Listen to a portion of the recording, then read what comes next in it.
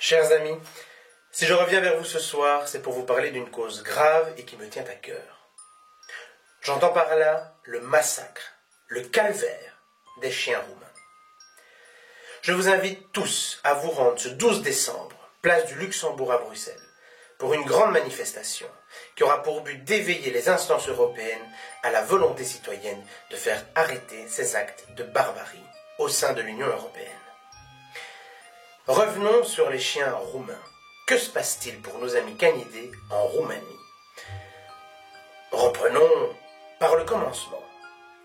Eh bien, lorsque Ceausescu a décidé de faire abattre tous les pavillons avec jardin afin de construire des buildings dans lesquels il a pu entasser joyeusement ses concitoyens, tous les chiens ont été mis à la rue. C'est alors que les voisins, désireux de s'occuper de ces chiens, ont commencé à les nourrir. Et alors, un phénomène bien connu s'est produit. Des meutes se sont formées. Le phénomène n'a fait que s'amplifier, à tel point que les chiens errants prenaient place un peu partout en Roumanie.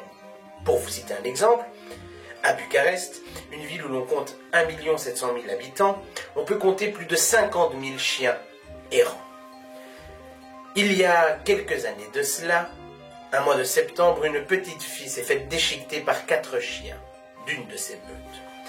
Phénomène malheureusement naturel, étant donné que ces chiens sont très mal nourris, ils redeviennent des prédateurs. Le gouvernement a alors voté une loi. Tout chien qui serait saisi en train d'errer serait amené vers un chenil.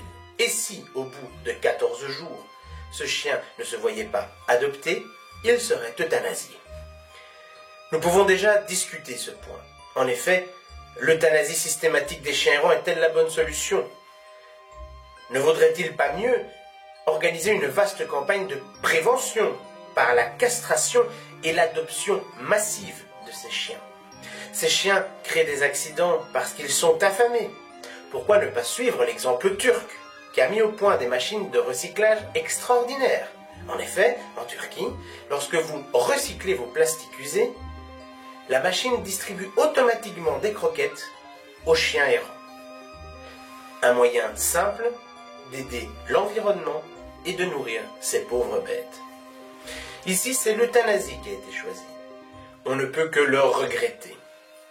Mais si ce n'était que cela, l'horreur va bien plus loin. Cette euthanasie des animaux a créé un commerce noir, entaché, sali par le sang de centaines, de milliers d'animaux innocents. Un traitement indigne du meilleur ami de l'homme.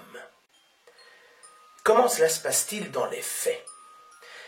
Bien souvent, les chiens ne restent pas 14 jours au refuge. Ils sont amenés et directement tués. Ainsi, le tortionnaire peut récolter la prime et n'a pas à abriter l'animal, ce qui engendrait des frais supplémentaires. Plus horrible encore, cette mesure ayant pour but d'éradiquer les chiens errants en Roumanie n'est qu'un leurre. Aujourd'hui, c'est un commerce, et il faut le savoir. Beaucoup d'organismes frauduleux, crapuleux, criminels réintroduisent des chiots dans la rue afin de créer de nouvelles meutes de chiens errants afin d'alimenter ce sombre commerce, et la boucle est sans fin. Ces chiens sont-ils euthanasiés? Non. On nous rapporte que dans certaines régions, on arrive à euthanasier près de 230 chiens en 2 heures. En sachant qu'une euthanasie dure en général a besoin de 10 minutes au minimum, c'est un calcul impossible à réaliser. Alors dans les faits, comment cela se passe-t-il?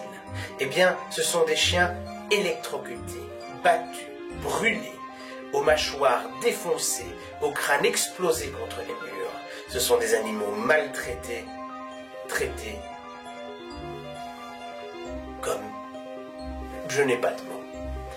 Traités de manière innommable. Ces barbaries doivent cesser.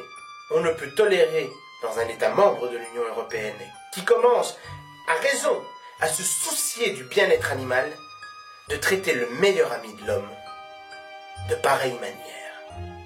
C'est indigne de nous, c'est indigne de l'homme. Ce 12 décembre, je compte sur vous. Rendez-vous place du Luxembourg.